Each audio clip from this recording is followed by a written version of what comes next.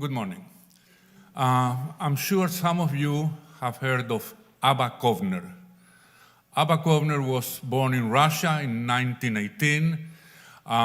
When he was a child, his family moved to Lithuania, to the capital, Vilna or Vilnius. He went to a Jewish school.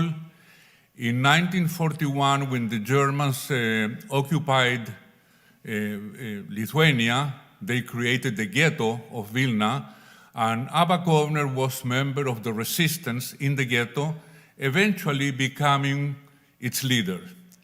In 1943, when the Germans liquidated the ghetto, he managed to escape with some other people to the forest, and he formed a band of partisans, Jewish partisans, that called themselves Hanokmim, the Avengers.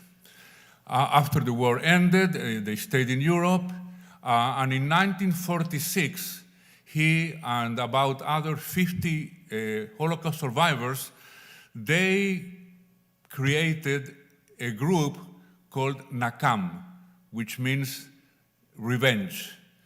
And in interviews that they gave many years later, they said that after the extent of the Holocaust had been already fully known, and after all they themselves had gone through, they were so full of rage and hatred towards the Germans that all they wanted was revenge, and they wanted to kill as many Germans as possible.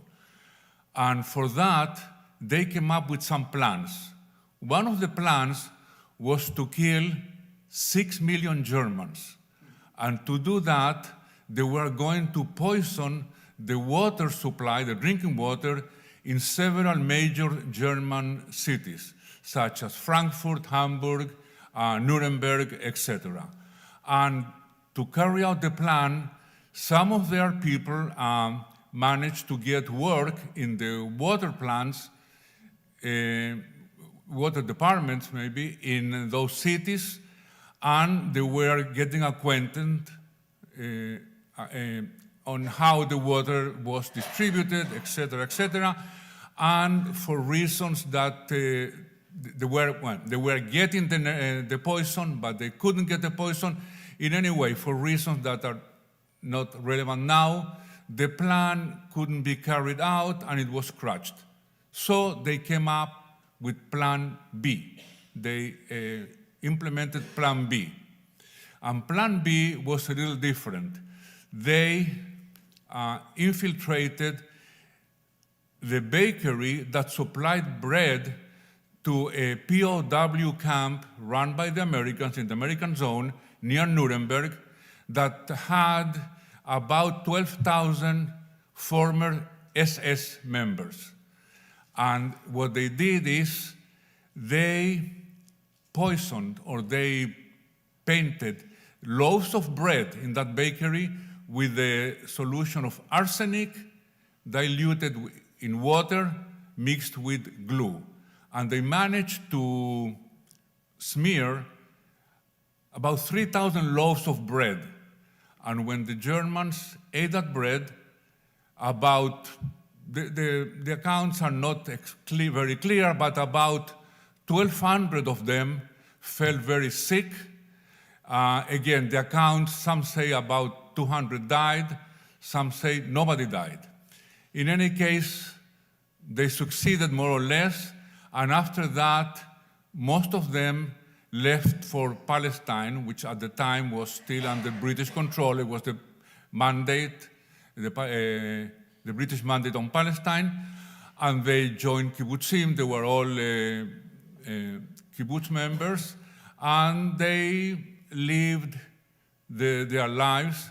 Abba Kovner became a very well-known writer and poet, and they never said anything about Nakam and about what they had said, what they had done in Europe, until about 40 years later. So in the 1980s, they started opening up, and they gave interviews, they gave, somebody wrote a book, and then later on another book. There were articles written about them. And only a few years ago, the Israeli newspaper Haaretz published an article about them, and the headline was, "An eye for an eye." The Jews that sought to kill 6 million Germans to avenge the Holocaust. And that brings us to the parasha. Today in Mishpatim, we see for the first time, because it appears in another place, the words, "an eye for an eye." Now, an eye for an eye in common usage has the connotation of revenge, but in Mishpatim, it's just a law, and it's one of the many, Mishpatim means laws, and it's one of the many laws in this parasha. And an eye for an eye is just part of it, part of that verse, because more or less it says, if a person injures another person, the punishment should be a tooth for a tooth, an eye for an eye, a foot for a foot, a hand for a hand, and a soul for a soul, which it's and that's a strictly legal. There's nothing about revenge in it. Now, this concept of an eye for an eye, it's very old. It was in the Code of Hammurabi in Babylonia. In Roman times, it was called as the lex talionis, which means the law of retaliation. It's also called measure for measure, and the idea is that the punishment should fit the crime, shouldn't be even more lenient or more strict. So an eye for an eye means that if a person injures or takes somebody's eye out, he shouldn't lose 2 eyes for that.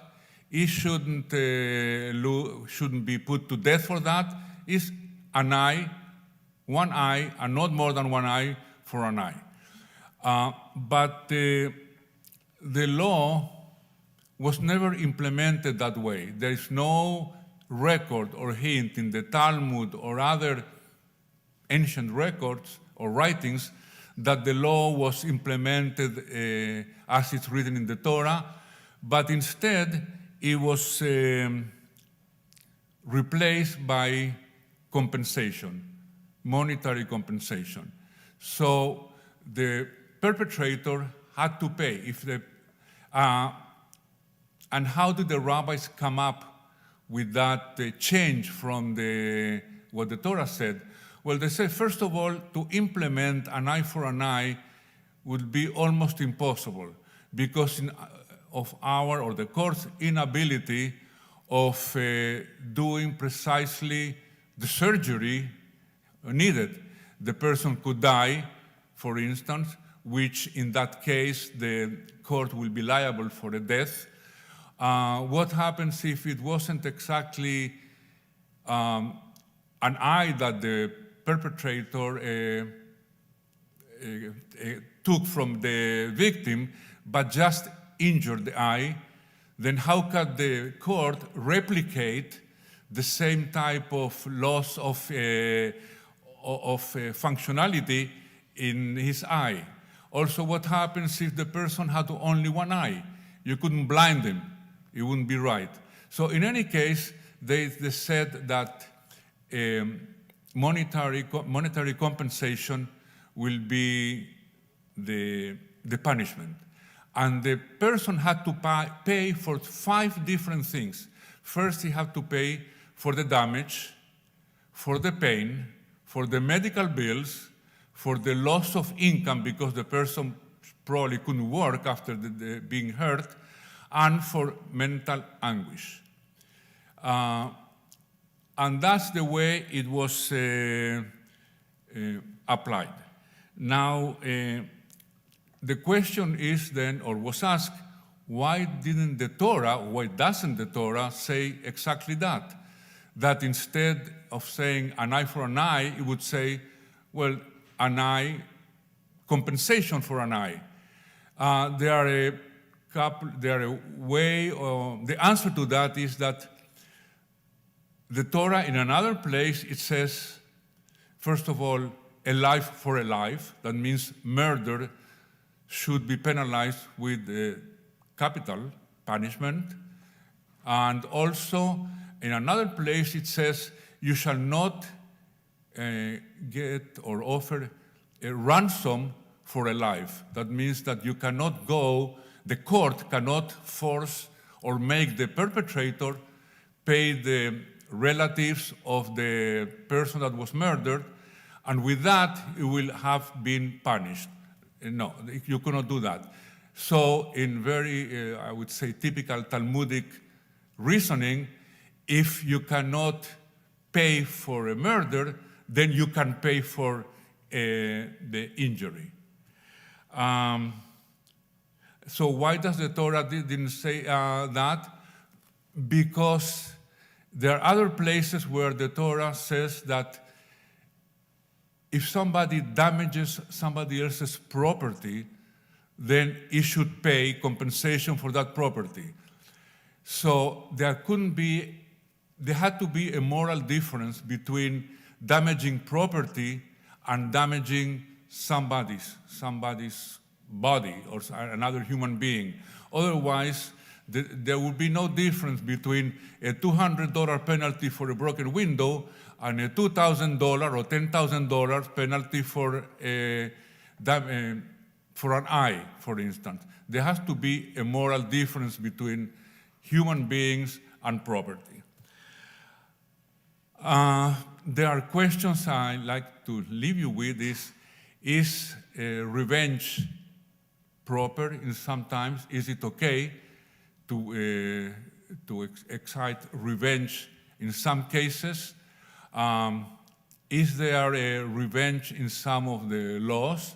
Specifically, is there a measure of revenge in the death penalty? But that's a subject for another time. Shabbat Shalom.